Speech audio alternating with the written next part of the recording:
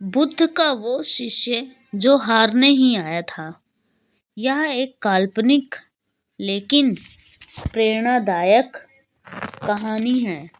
बुद्ध के एक ऐसा शिष्य की जो जीवन से हार चुका था, लेकिन बुद्ध के पास आकर उसने जीवन को फिर से जीना सीखा।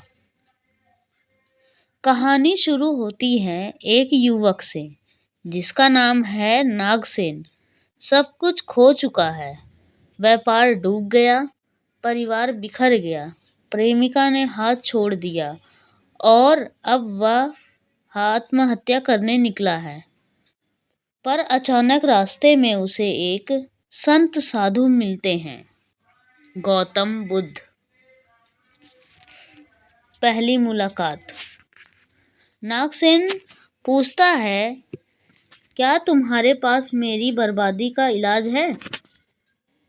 बुद्ध मुस्कुराते हैं, मैं मौत नहीं रोक सकता, लेकिन जीवन सिखा सकता हूँ।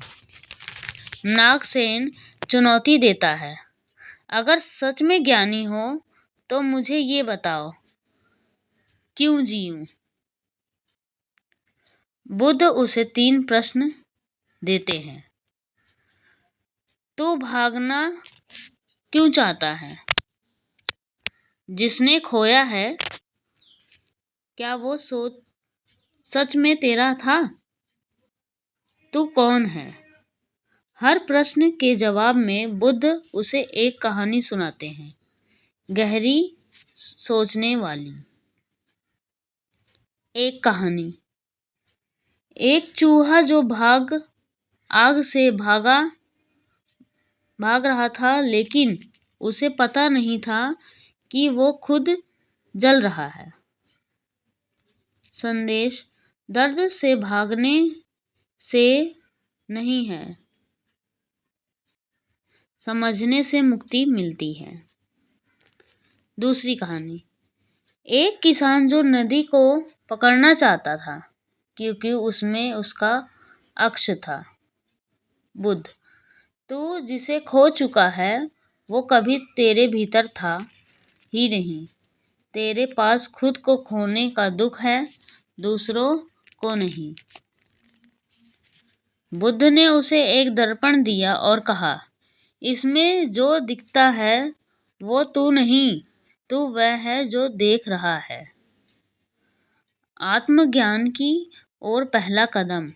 बुद्ध के शब्द। जब तू खुद को जान लेता है तब तुझे दुनिया का हर जख्म मरहम लगेगा। नागसेन रोने लगा। भीतर कुछ टूटता है और वहीं से उसकी नई यात्रा शुरू होती है। वो आत्महत्या छोड़कर ध्यान, सेवा और सीख की ओर बढ़ता है। सालों में वह एक ज्ञानी भिक्षुक बन जाता है। वीडियो के अंत में 2 मिनट में बुद्ध का अंतिम संवाद। जीवन में हार का कोई अर्थ नहीं जब तक खुद को नहीं हराते। हारो गिरो टूटो, पर खुद को कभी मत खो, क्योंकि जब तक तुम हो रास्ता भी है।